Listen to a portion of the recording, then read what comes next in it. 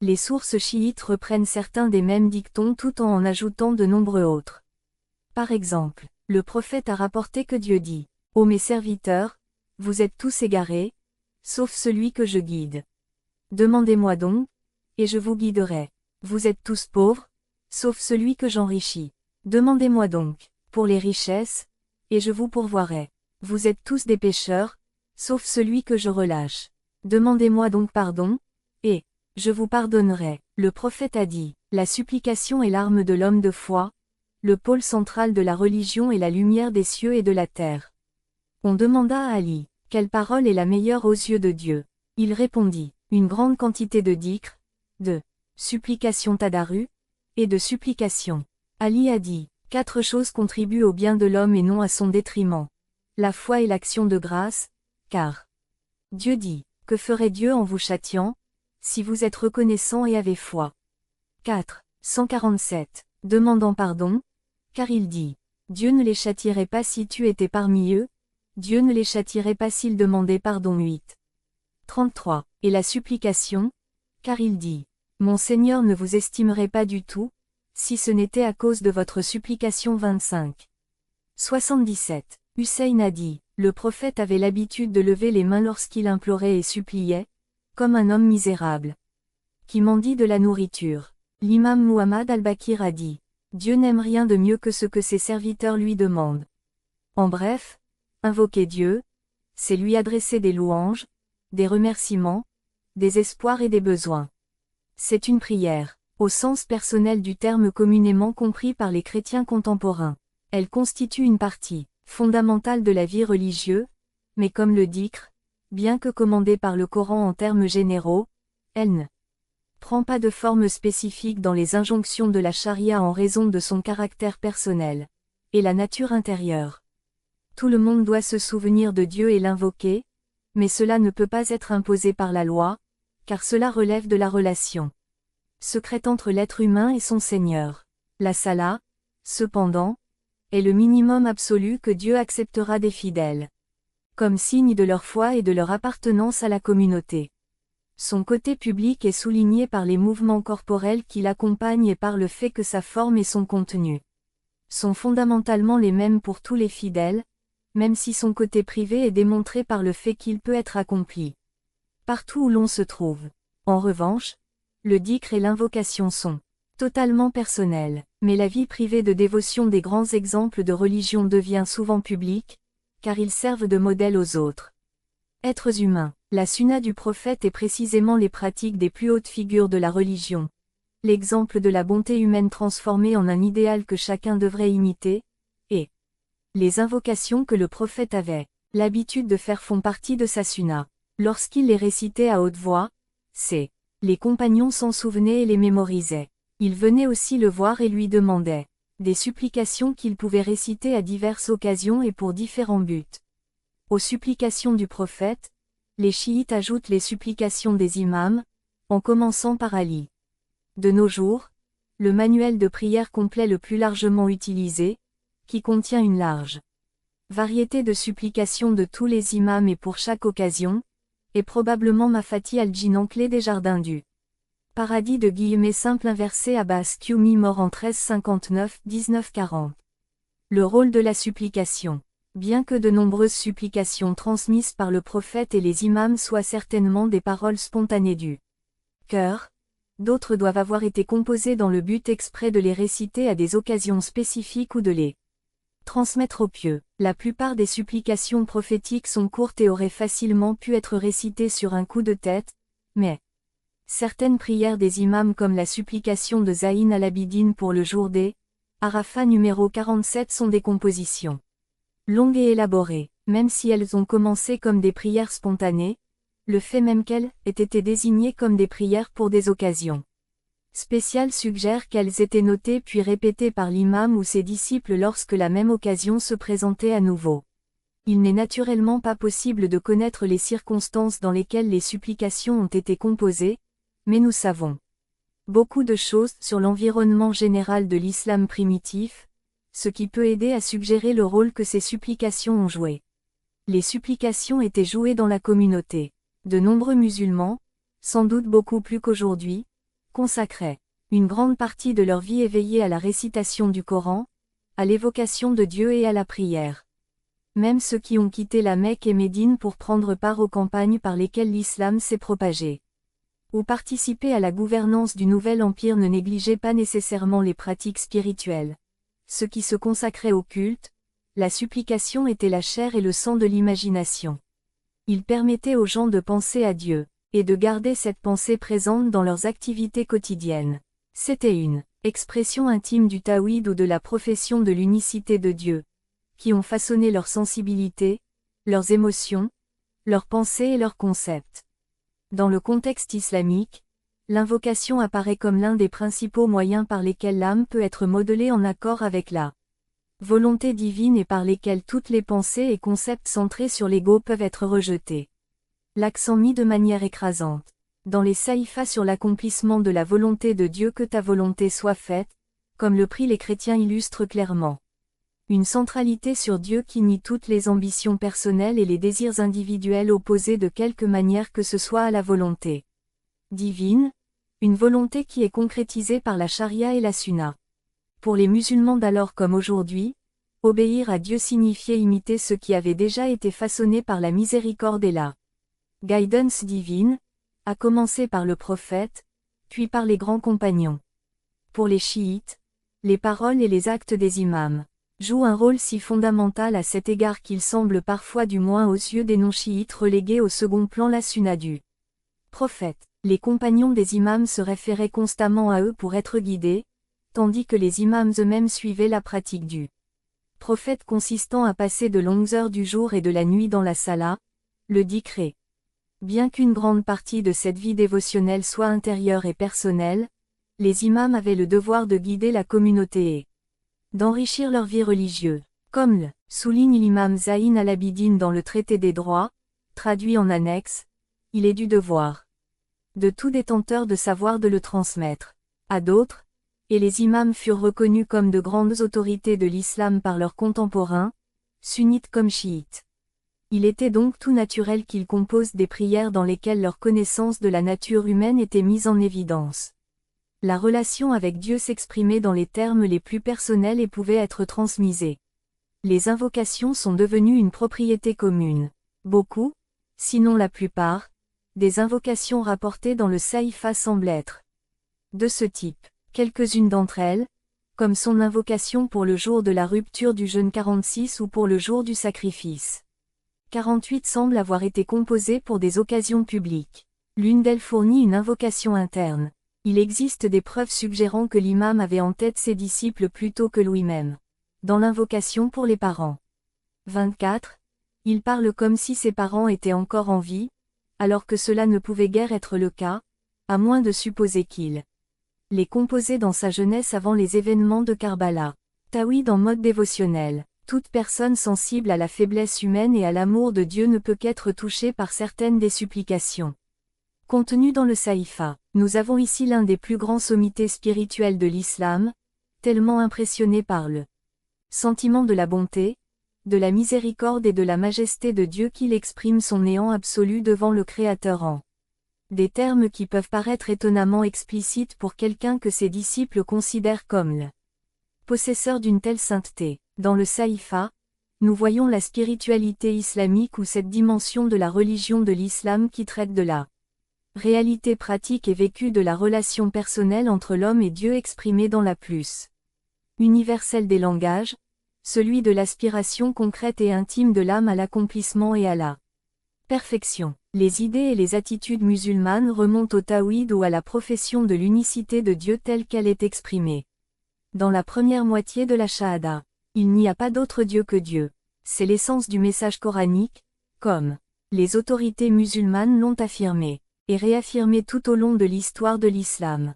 Le saïfa fournit un exemple particulièrement frappant de ce que cela signifie en termes personnels et pratiques, et non dans le langage abstrait de la théologie ou de la métaphysique. Le thème fondamental du saïfa peut être exprimé en une série de formules, simplement en prenant chaque attribut humain positif et en le plaçant dans le contexte de la shahada. Il n'y a de bonté qu'en Dieu, il n'y a de repentir que par la grâce de Dieu, il n'y a de gratitude que par Dieu, Il n'y a de patience que par l'aide de Dieu, il n'y a de connaissance qu'en Dieu, il n'y a d'amour que par l'initiative de Dieu.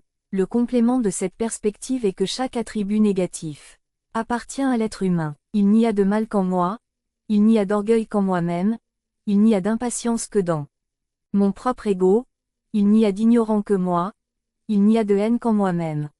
Les autorités ultérieures citent fréquemment le premier prophète et sa femme, Adam et Ève, comme exemple coranique de cette attitude d'autodérision exigée par la Shahada. Quand Adam et Ève ont désobéi au commandement de leur Seigneur, ils ont dit, « Notre Seigneur, nous avons fait du tort à nous-mêmes. » 7. 23. En revanche, Iblis qui personnifie la tendance de l'âme humaine à l'orgueil, à l'égocentrisme et l'insouciance dit à Dieu, « Maintenant, parce que tu m'as égaré. » 7. C'est, l'attitude prophétique consiste à imputer à soi-même tout mal, péché, erreur, faux pas, chute, inadvertance, négligence, etc. Tandis que l'attitude satanique consiste à imputer ses faits à Dieu ou à d'autres. Suggérer que Dieu est responsable une tentation certaine dans le contexte islamique où l'accent mis sur l'unité divine tend à nier les forces secondaires et le summum de l'impolitesse et de l'ignorance, car c'est se renier soi-même précisément là où il a un effet réel sur la nature des choses, là où le mal entre dans le cosmos. En bref, la Shahada signifie en pratique que l'adorateur n'est rien et que Dieu est tout. Tout ce que possède le serviteur lui a été donné par Dieu, tandis que chaque défaut et imperfection est dû aux attributs spécifiques du serviteur. S'il fait preuve de patience dans l'adversité, cela lui a été donné par Dieu, mais s'il est patient dans l'adversité, cela lui a été donné par Dieu. Il en manque, c'est son propre défaut. S'il sait quelque chose, la connaissance lui a été accordée par la direction et la miséricorde de Dieu, mais s'il est ignorant, c'est sa propre limitation. S'il possède une étincelle d'amour dans son cœur, Dieu l'a accordée, mais toute froideur et toute dureté lui appartiennent. Toute qualité bonne et louable la vie, la connaissance, la volonté, le pouvoir, l'ouïe, la vue, la parole, la générosité, la justice, etc. sont des dons de Dieu. Ce n'est que lorsque se façonne l'imagination et la conscience d'une personne qu'elle peut commencer à voir les choses dans leur juste proportion et à les comprendre, être délivrée de ses propres illusions. Depuis le début de l'islam, la supplication a été l'un des moyens fondamentaux par lesquels les musulmans ont actualisé la conscience des proportions correctes et se sont entraînés à voir Dieu comme la source de tout bien. Dans ces grands exemples, tels que ceux des saïfas, la supplication est l'exercice constant du discernement. En attribuant à Dieu ce qui appartient à Dieu et à l'homme ce qui appartient à l'homme. Une fois ce discernement effectué, l'homme reste avec ses propres péchés et insuffisances, il ne peut donc que s'humilier devant son Seigneur, en implorant sa générosité et son pardon. Ceux qui connaissent les écrits des autorités spirituelles ultérieures pourraient objecter que la perspective de la supplication, telle que nous venons de la décrire, ne traite que de la moitié de la spiritualité islamique, laissant de côté les perfections théomorphiques que les amis de Dieu Aouliya réalisent en suivant la voie spirituelle. Certes, d'un côté, l'homme est l'humblé, pauvre esclave de Dieu, ne possédant rien en propre, mais n'est-il pas du moins dans la personne des prophètes et des amis? Le vicaire califat est l'image sourate de Dieu. En fait, cette deuxième perspective est implicite dans la première, puisque plus on nie les attributs positifs de plus on s'attache au serviteur, plus on affirme qu'il appartient au Seigneur. En niant que la créature possède un bien propre, on affirme que tout ce qui apparaît en elle de positif appartient uniquement à Dieu. Dans la mesure où le serviteur demeure dans son propre néant, il manifeste les perfections de Dieu. Ce point de vue est rendu assez explicite dans le célèbre hadith Qudsi dans lequel Dieu dit « Mon serviteur continue, se rapprocher de moi par des œuvres surérogatoires telles que la supplication, jusqu'à ce que je l'aime, et quand je aime, je suis l'ouïe par laquelle il entend, la vue par laquelle il voit, la main par laquelle il saisit et le pied par lequel il marche. » Mais les premiers textes islamiques laissent largement le mystère de l'union avec Dieu ou de l'identité suprême sans voix, car elle est trop subtile pour être exprimée dans les termes relativement simples qui caractérisent ces textes. De toute façon, l'identité est étrangère à la perspective de la supplication, qui garde à l'esprit la dichotomie entre Seigneur et serviteur, une dichotomie qui reste valable à un certain niveau au moins en toutes circonstances et pour tous les êtres humains, même dans l'autre monde. Demander pardon. Comme on le sait, les chiites considèrent que les imams sont infaillibles ou sans péché massum, du verbe isma. Le lecteur du Saïfa sera frappé par la fréquence à laquelle Zayn al-Abidine demande à Dieu de lui pardonner ses péchés. En employant tous les termes habituels Ithm, Danbe, Manzia, etc. Sans étonner ou suggérer que les chiites ont tort de dire que les imams sont sans péché, c'est passer à côté des points qui viennent d'être évoqués sur la shahada comme racine de la spiritualité islamique. Il n'entre pas dans mon propos de défendre le dogme de l'isma, mais je dois au moins souligner qu'on ne peut pas s'y opposer. À ce niveau, selon divers hadiths, le prophète avait l'habitude de prier pour le pardon 70 ou 100 fois par jour en répétant la formule je prie pour le pardon de Dieu Astaghfiru LLAH, une formule qui est prononcée universellement par les musulmans pratiquants. Les musulmans soutiennent que tous les prophètes sont sans péché et que le prophète Mahomet est le plus grand des prophètes, mais personne n'a jamais vu de contradiction entre sa demande de pardon et son absence de péché. Une façon simple mais superficielle d'expliquer cela est de dire que le prophète était le modèle pour toute la communauté, il devait donc prier comme s'il était un pécheur, car tous ceux qui suivaient sa sunna et récitaient les prières qu'il enseignait seraient des pécheurs. Mais dire cela, c'est suggérer qu'il était en quelque sorte un hypocrite et perdre de vue le sens de la shahada. Les chrétiens n'ont jamais douté de la divinité du Christ, car il a dit « Pourquoi m'appelles-tu bon ? Personne n'est bon, sinon Dieu seul. » Marc 10, 18. Voici, en termes chrétiens, une déclaration concise de la shahada telle qu'elle s'applique à la vie des créatures de Dieu. Dans la mesure où quelque chose peut être qualifié de créé, c'est autre que Dieu est. Moins que le bien absolu. Dieu possède la miséricorde, la connaissance, l'amour, la vie, le pouvoir, la volonté, la patience, etc. Les 99 noms de Dieu fournissent une liste de base des attributs divins. Si quelque chose autre que Dieu possède l'un de ces attributs, il ne les possède clairement pas dans le monde. De la même manière que Dieu les possède. Ils appartiennent à Dieu du fait qu'il est Dieu, mais s'ils appartiennent aux créatures dans tous les sens, c'est par son don, tout comme les créatures ont reçu leur existence. À travers sa création, cet enseignement fondamental de la shahada signifie que rien ni personne, pas même le plus grand des prophètes ne peut rivaliser avec Dieu. Puisque la bonté est un attribut divin, nul n'est bon hormis Dieu seul, et tout ce qui n'est pas Dieu est mauvais, du moins en ce qu'il est autre. Le mal peut ici être un autre nom pour moindre bien, et personne, dans le contexte islamique, ne songerait à attribuer le mal aux prophètes. Cependant, les prophètes, en tant qu'êtres humains, ne peuvent pas être mis au même niveau que Dieu. Le respect dans lequel les êtres humains diffèrent de Dieu est d'une importance capitale pour la vie spirituelle. C'est la responsabilité de l'homme.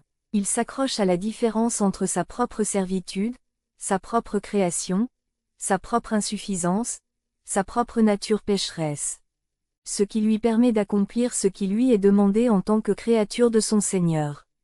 Tout comme le prophète est d'abord, simple inversé Abdou, simple inversé son serviteur, et seulement ensuite Razoulou, simple inversé son messager, de même chaque être humain doit d'abord actualiser la plénitude de sa propre servitude avant de pouvoir espérer manifester quoi que ce soit, au nom de son Seigneur. Plus une personne est consciente et connaît Dieu, plus elle est consciente du fossé qui existe entre le jeu et la réalité divine. Comme le dit le Coran, parmi ses serviteurs, seuls ceux qui ont la connaissance craignent Dieu. 35. 28. Plus on connaît Dieu et soi-même, plus on comprend les exigences d'indépendance et d'orgueil qui accompagnent le fait de dire je. Et plus on craint les conséquences. Ceux qui sont les plus proches de Dieu le craignent plus que les autres parce qu'ils ont saisi la distance infinie qui sépare leur nature créée de leur Créateur, c'est pourquoi ils lui sont aussi les plus intensément dévoués, car ils voient que c'est seulement par la dévotion et l'adoration qu'ils peuvent satisfaire aux exigences de Dieu à leur égard. Aucun musulman ne peut penser qu'il a atteint un point où il n'a plus besoin du pardon de Dieu, donc aucun musulman ne peut cesser de prier pour cela. De plus, la bonté primordiale de Dieu est le néant du pardon. La nature divine exige qu'un acte pieux ne puisse jamais appartenir au serviteur. Dans la mesure où un être humain est capable de faire ce que Dieu veut de lui, c'est parce que Dieu lui en a accordé le pouvoir. La formule bien connue Wa ma tawfiki illa billah, je n'ai de succès que par Dieu, est d'une grande utilité. Application universelle. En dernière analyse, aucun acte bon ne peut être attribué au serviteur, le mérite revient toujours à Dieu. Par exemple, Supplication 74.2. C'est ici que se révèle le mystère de la présence et de la présence toujours présente de Dieu. La réalité immanente se manifeste, de telle sorte qu'il ne reste de la créature qu'un visage de Dieu tourné vers la création. Si le prophète et les imams ont constamment prié pour le pardon avec la plus grande sincérité, cela ne contredit pas l'idée qu'ils étaient sans péché, puisque les péchés envisagés ici impliquent une désobéissance volontaire au commandement divin, et non le péché créaturel d'être autre que Dieu. Il existe une distinction entre les niveaux de péché et les niveaux de vertu, une doctrine résumée dans le dicton souvent cité. Les bonnes qualités des pieux sont les mauvaises qualités de ceux qui sont rapprochés de Dieu. Azana al-Abrar Sayyiya al-Mukarrabin. Il existe au moins 3 niveaux fondamentaux pour chaque qualité humaine positive, bien que ces niveaux ne soient pas exclusifs et puissent coexister à des degrés divers chez une même personne en fonction de sa maturité spirituelle. Les exemples de la repentance taba et de la demande de pardon istighfar peuvent illustrer ces points. Dans le Saïfa, l'imam demande souvent à Dieu le succès du repentir, qui peut être défini comme le fait de se tourner vers Dieu par des actes d'obéissance et d'éviter la désobéissance. Les autorités ultérieures parlent d'une première. Le repentir est le niveau de repentir des croyants en général, qui commettent des péchés en transgressant les commandements de la charia, et qui se repentent en demandant à Dieu de leur pardonner leurs péchés et en faisant de leur mieux pour ne pas répéter le péché. En d'autres termes, leur repentir se rapporte essentiellement au niveau des activités régies par la charia, tandis que le pardon qu'ils recherchent signifie qu'ils demandent à Dieu de pardonner tout acte ou omission contraire à la charia. Au deuxième niveau de repentir, il y a ceux qui ont consacré leur vie à Dieu et passent leur moment de veille à observer soigneusement les détails de la charia et à suivre les actes recommandés par la sunna. Ces personnes, que l'on pourrait appeler les pieux en accord avec le dicton ci-dessus, n'ont aucune difficulté à suivre les commandements et les interdictions pratiques de la charia. C'est pourquoi ils tournent leur attention vers les attitudes intérieures qui devraient accompagner les activités extérieures.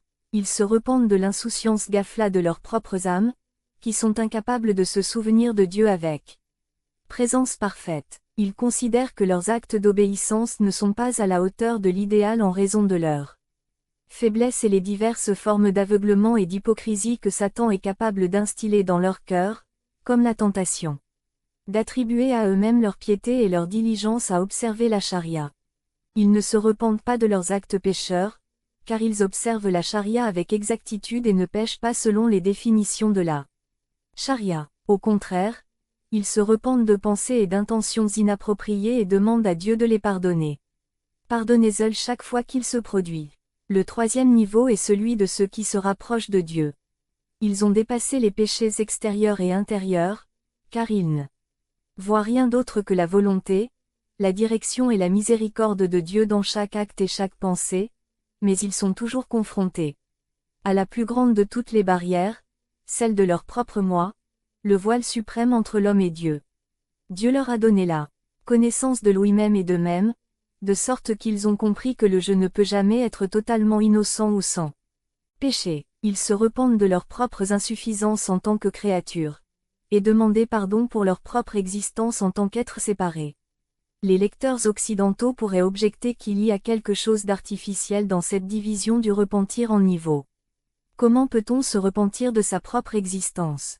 Comment peut-on demander pardon pour quelque chose qui n'est pas de notre faute? Ces objections pourraient être valables si les textes avaient été rédigés à l'origine en anglais, mais en fait l'objection naît de la Difficulté de traduire les concepts d'une religion. Univers dans un autre. Les mots arabes originaux traduits par repentir et pardon véhiculent des significations bien plus larges que les termes anglais, tous. Deux liés à un sentiment sentimental et moraliste de culpabilité. Il convient de noter que des problèmes existent avec une grande partie de la terminologie normalement utilisée pour traduire les textes islamiques et qui ont également été utilisés parce qu'il n'y a pas d'autre choix réel dans le présent. Traduction du Saïfa. Le mot tabat ou repentir signifie littéralement se tourner ou revenir d'une chose à une autre.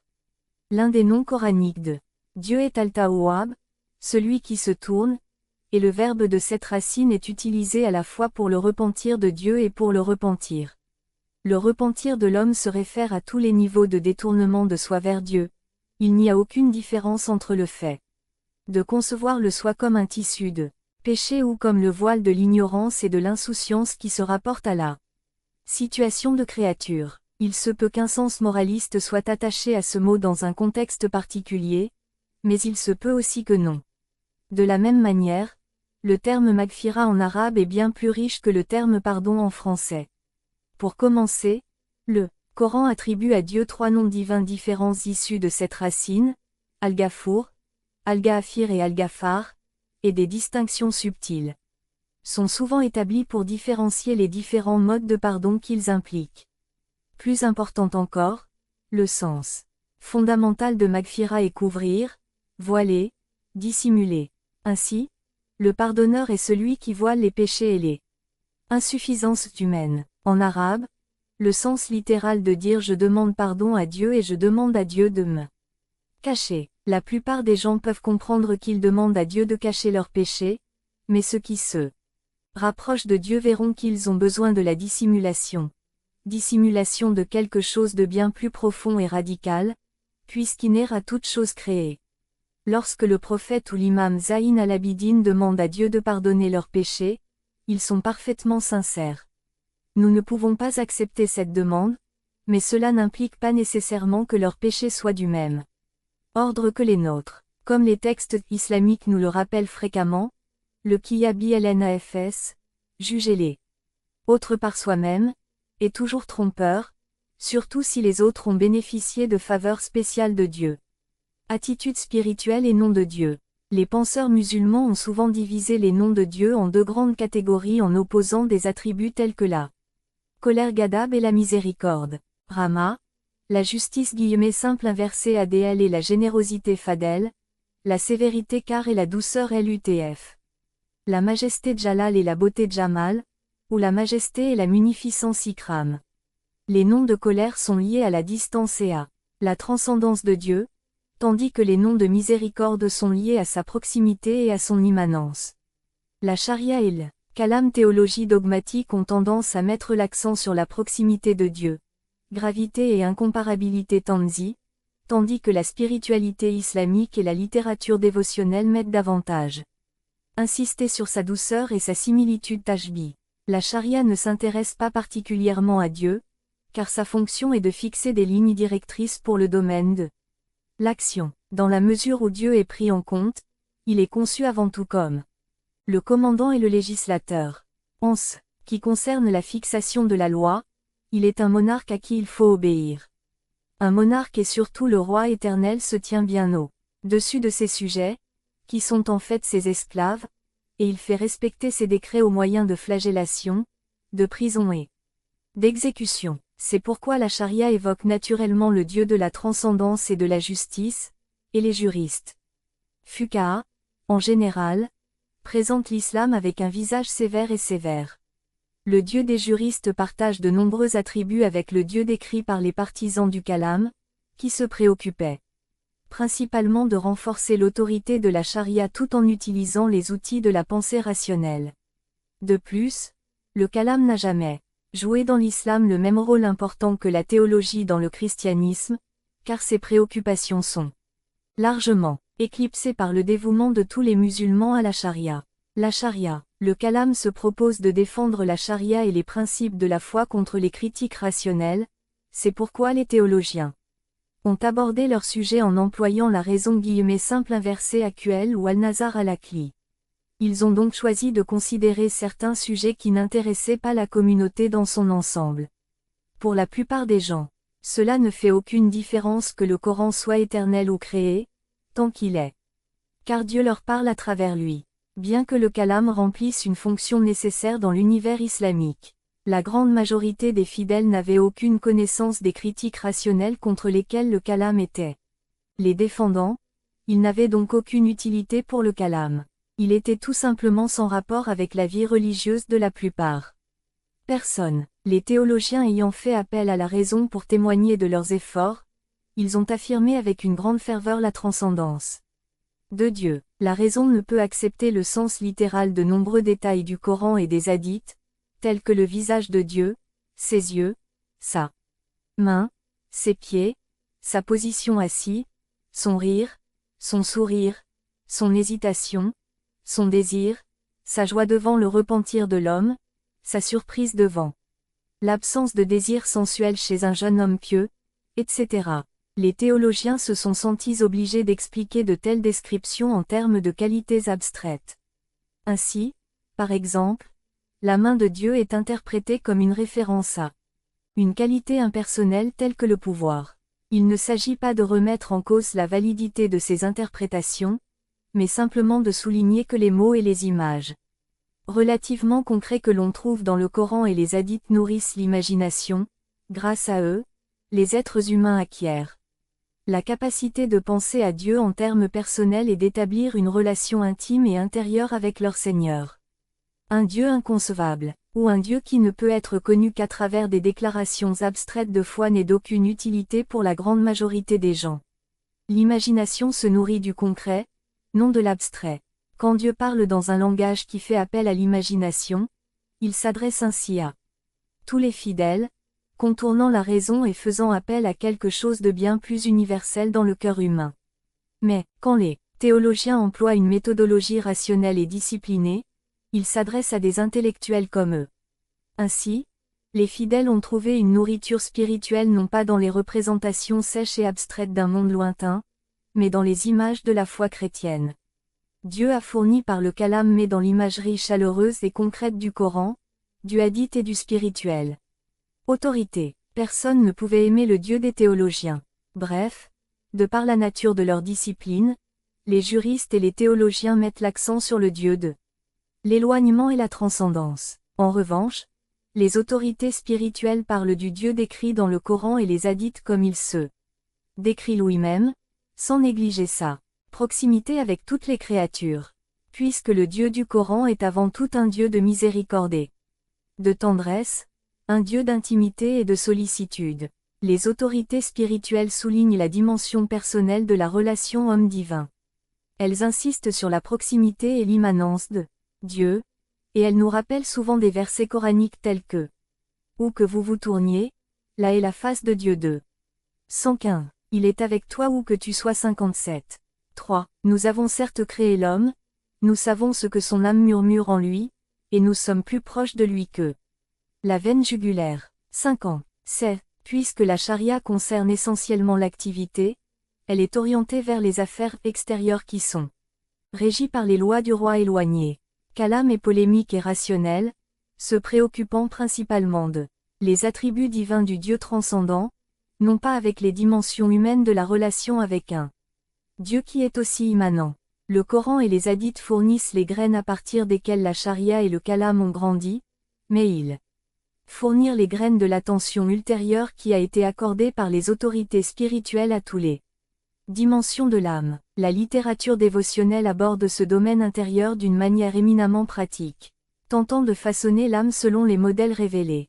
Il n'y a bien sûr aucune contradiction entre penser Dieu comme transcendant et le percevoir comme immanent, pas plus qu'il n'y a de contradiction entre le percevoir comme miséricordieux et le percevoir comme colère.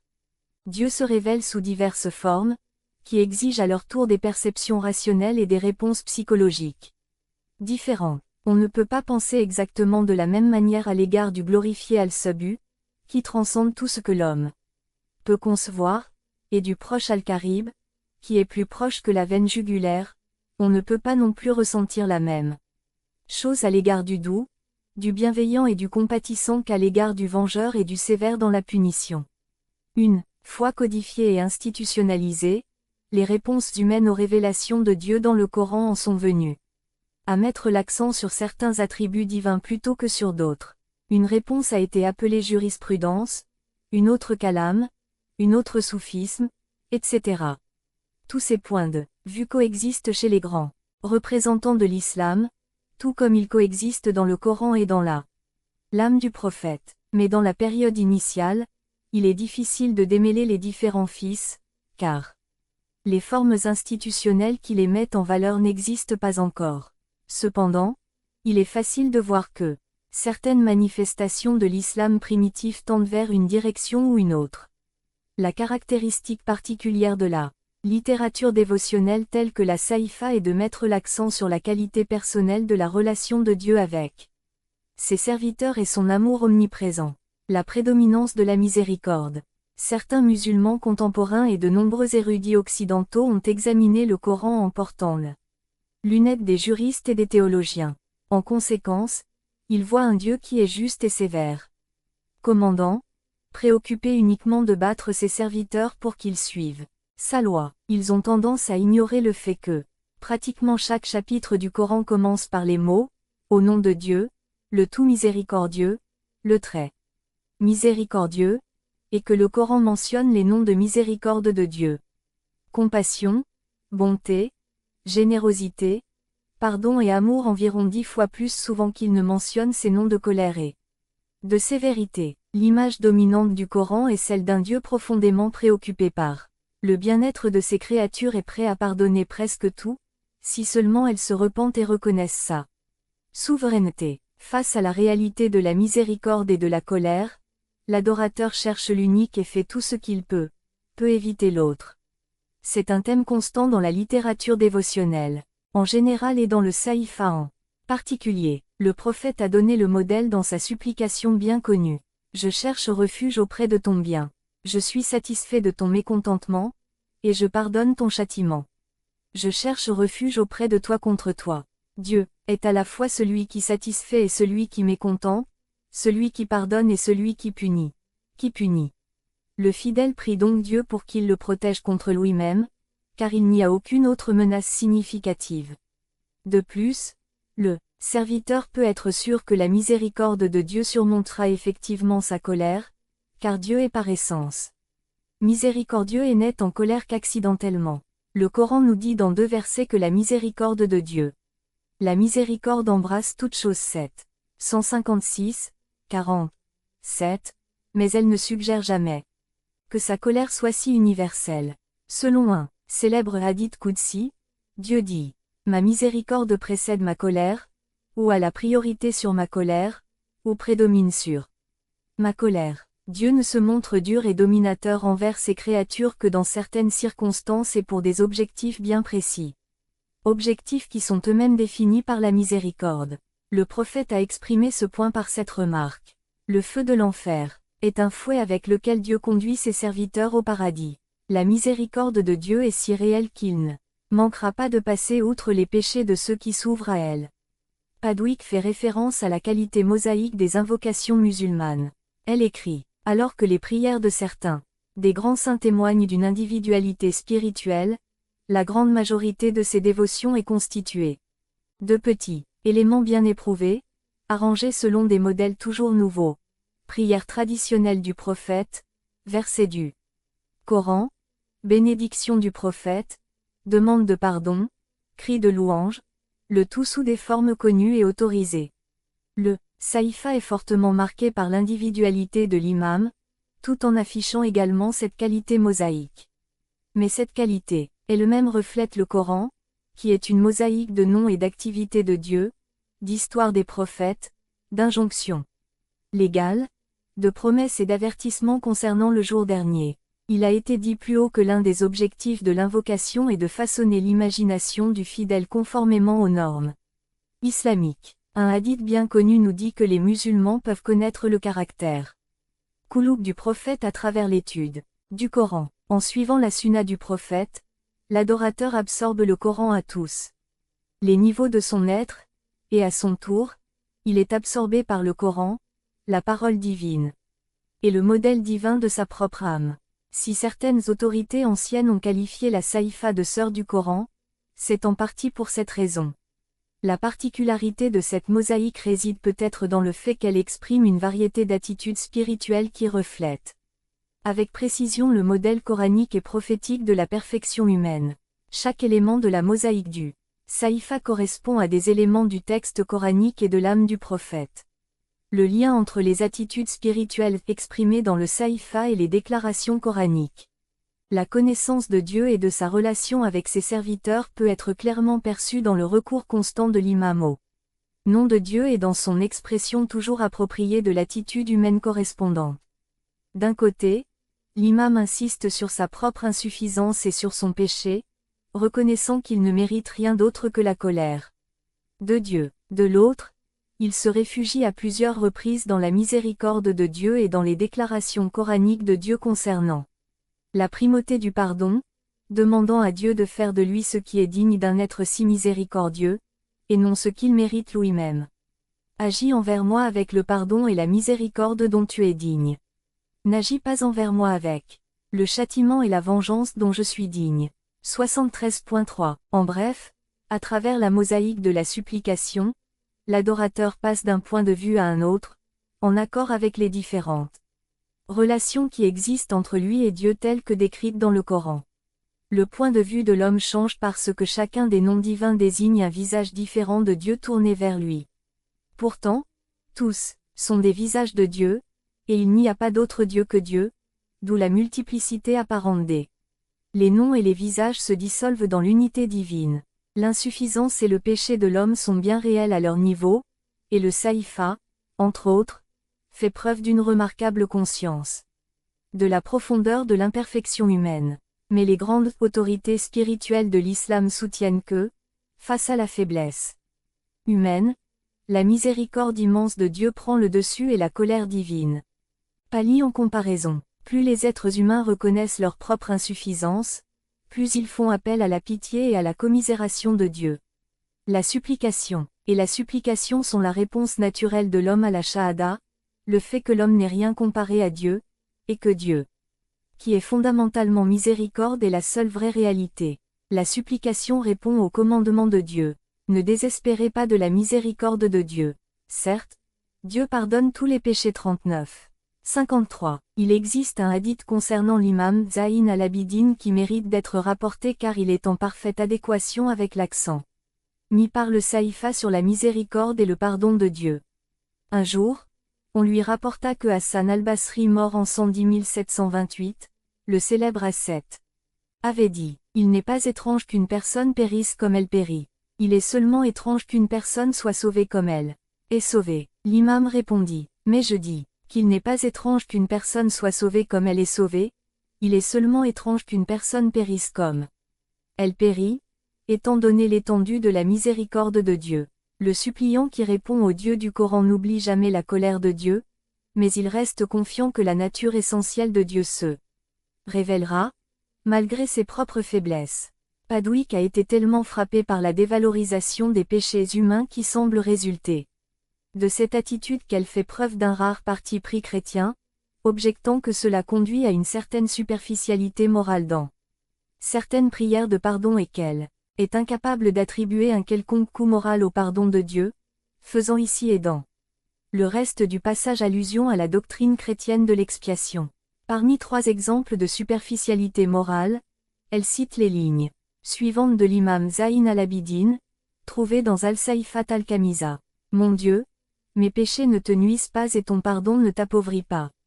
Pardonne-moi donc ce qui ne te nuit pas et donne-moi ce qui ne te manquera pas. » Pour comprendre l'attitude exprimée ici, il faut la replacer dans son contexte plus large.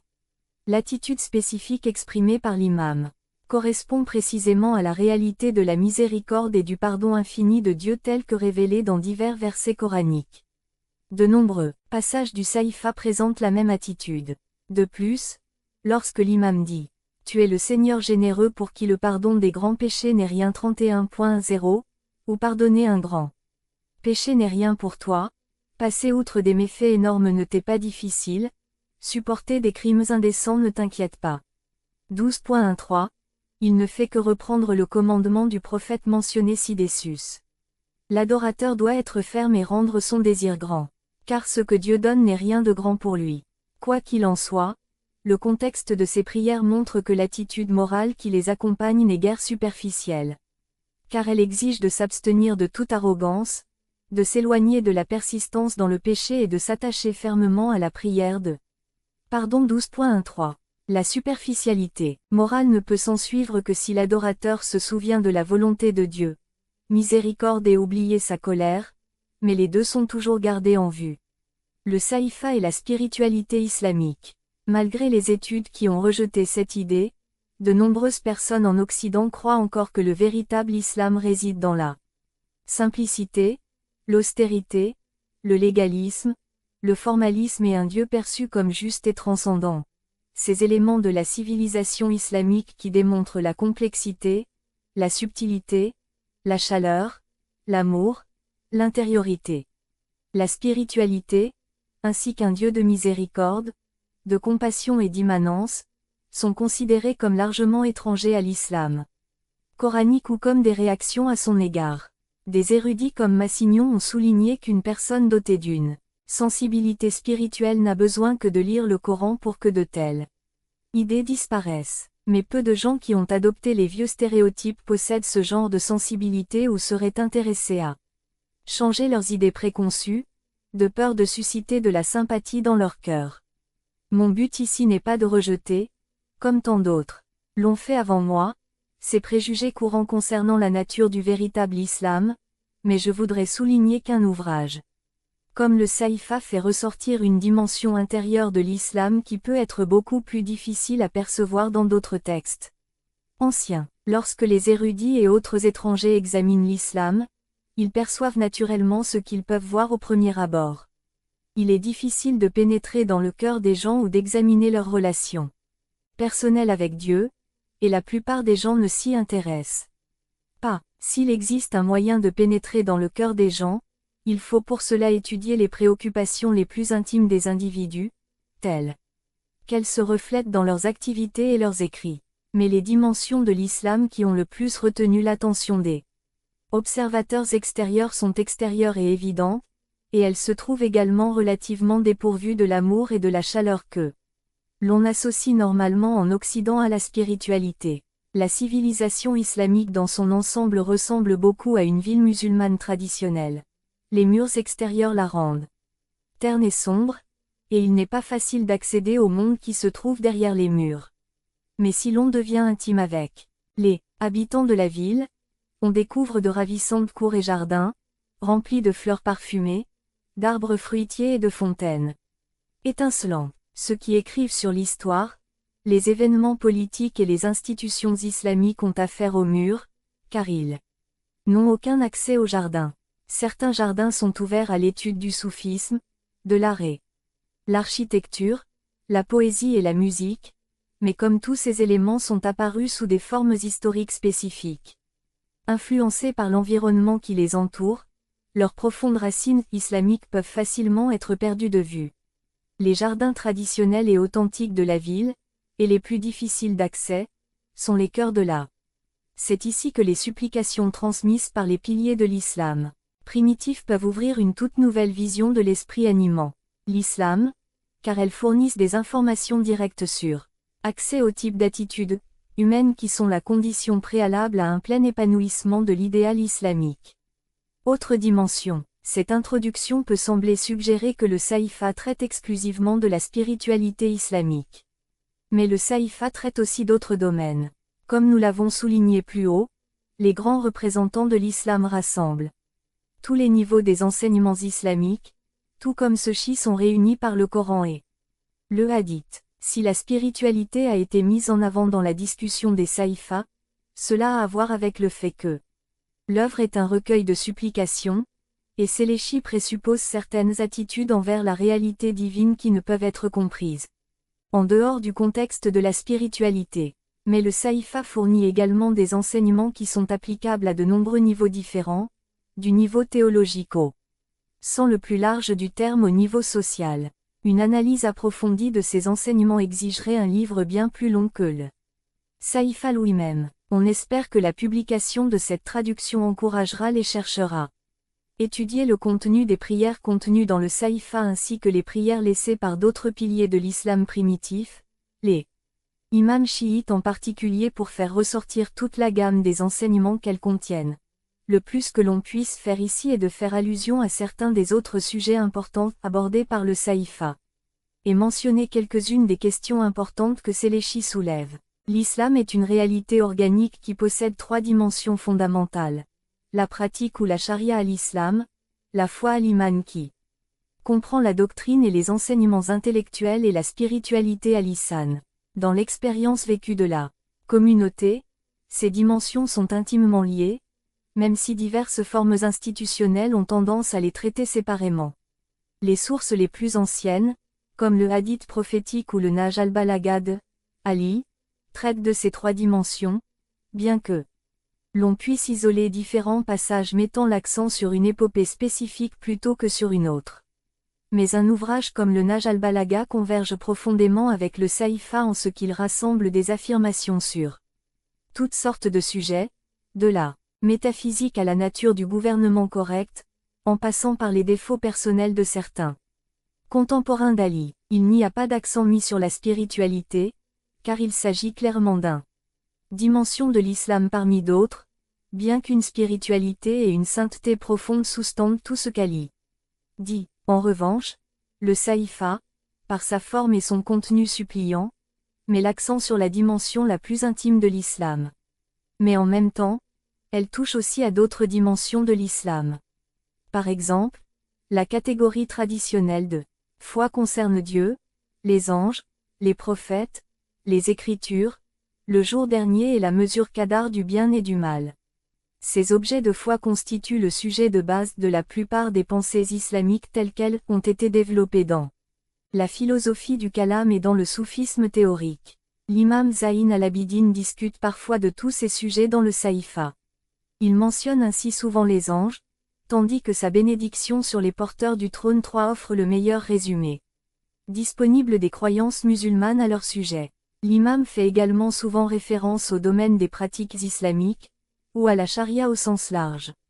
Il souligne la nécessité absolue de suivre les directives divines telles qu'elles sont énoncées dans le Coran et les hadiths, tant dans la vie individuelle que sociale.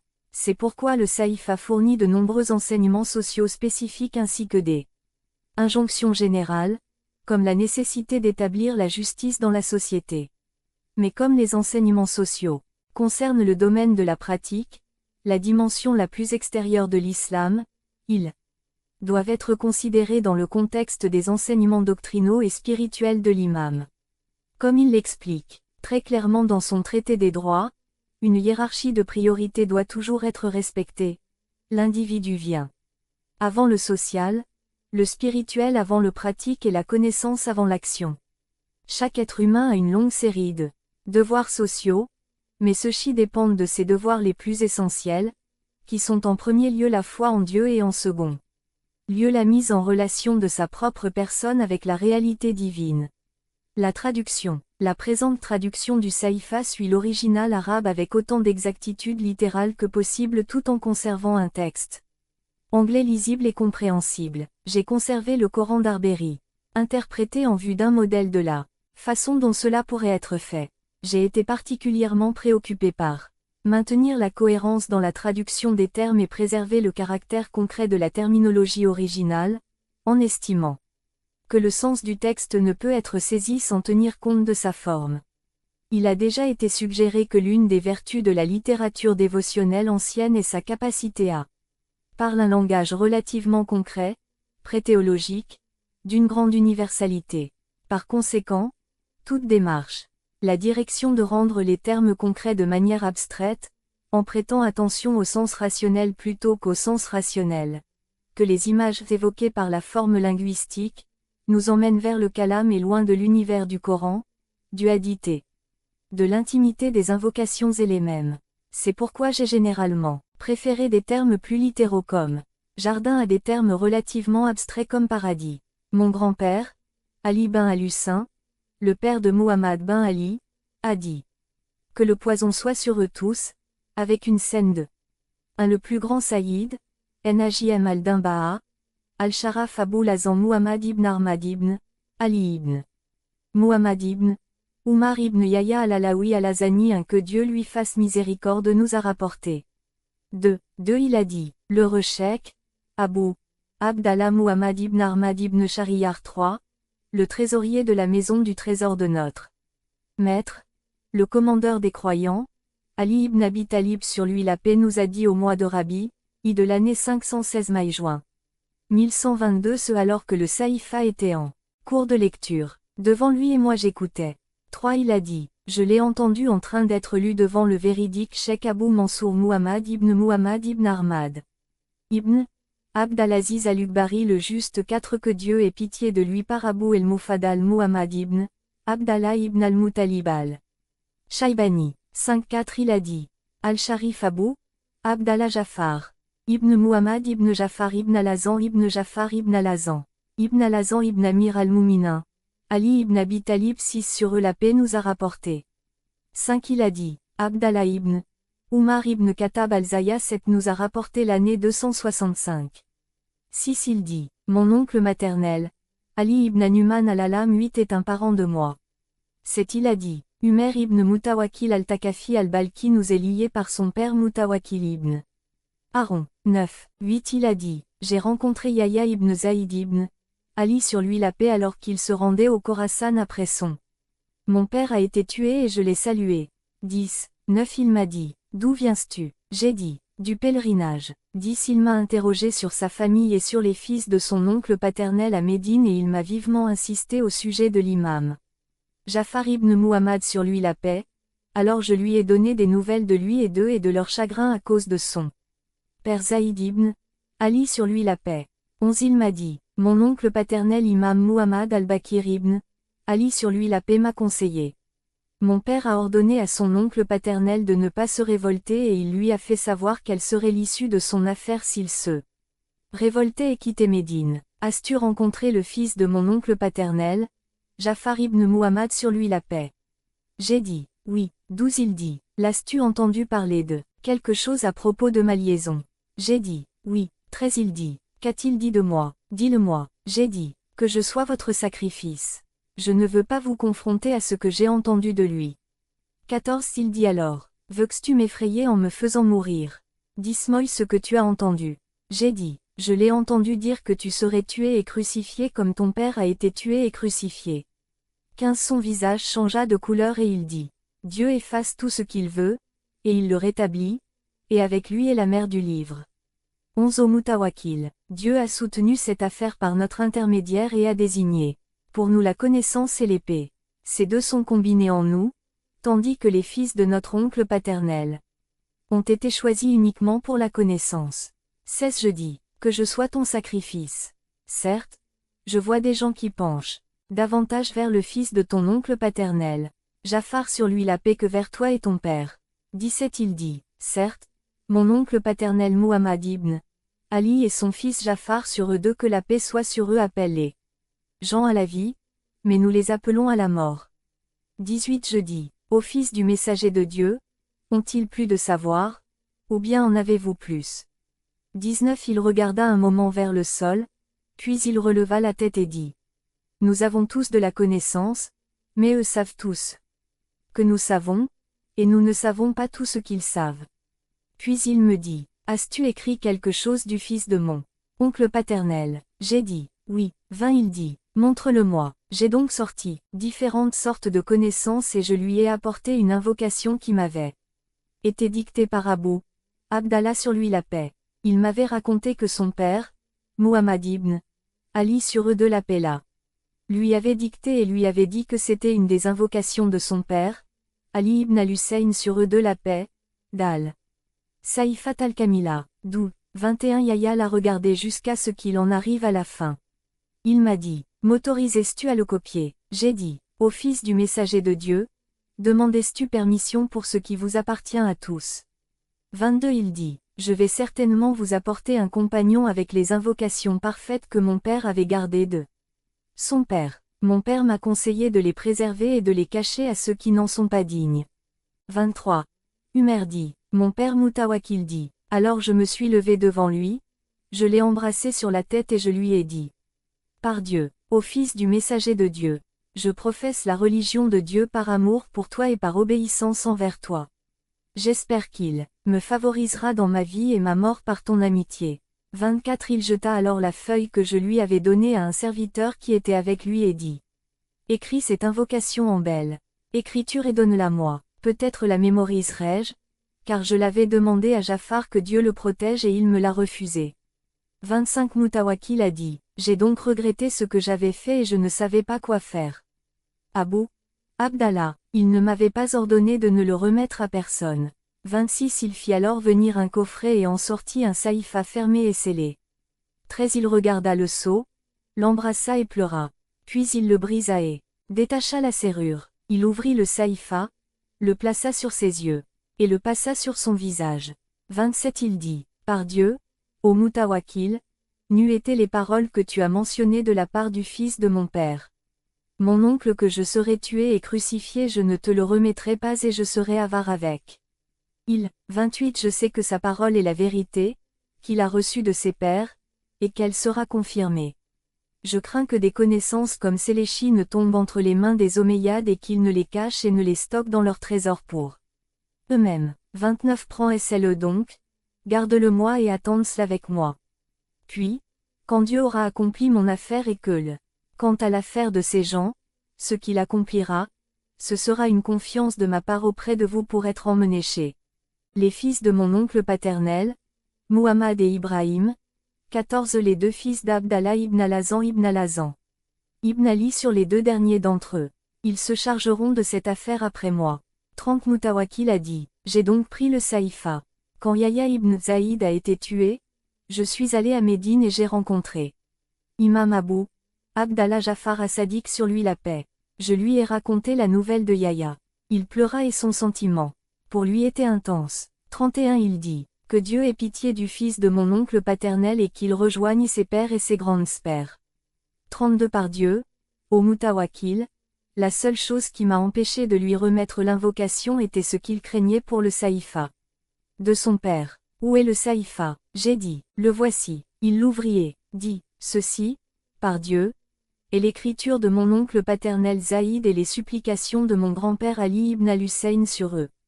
De la paix. 33. Puis il dit à son fils, lève-toi, ô Ismaïl, 15. Et prononce les supplications que je t'ai ordonné de mémoriser et de sauvegarder. 34. Ismaïl se leva et sortit un compagnon semblable à celui que Yahya ibn Zaïd m'avait remis. Abu Abdallah l'embrassa, et le posa sur ses yeux. Il dit, ceci est l'écriture de mon père et la dictée de mon grand-père sur eux deux que la paix soit sur eux, et j'en étais témoin. 35. Je dis, ô fils du messager de Dieu, est-il convenable que je le compare aux compagnons de Zaïd et Yahya? Il m'a donné la permission de le faire et m'a dit, je te considère digne de cela. 36. J'ai regardé et j'ai trouvé que les deux étaient une seule chose. Je n'ai pas trouvé une seule lettre qui diffère de ce qui était dans l'autre saïfa. 37. J'ai alors demandé la permission à Abu Abdallah de remettre le saïfa aux deux fils Abdallah ibn Alazan. Il dit, Dieu vous ordonne de restituer les dépôts à leurs propriétaires. 16. Oui, remettez-les-leur. 38. Quand je me levai pour aller à leur rencontre, il me dit, reste à ta place. 39. Il envoya chercher Muhammad et Ibrahim, qui vinrent et dirent, voici l'héritage que le fils de ton oncle paternel, Yahya, a reçu de son père. Il t'a choisi pour cela.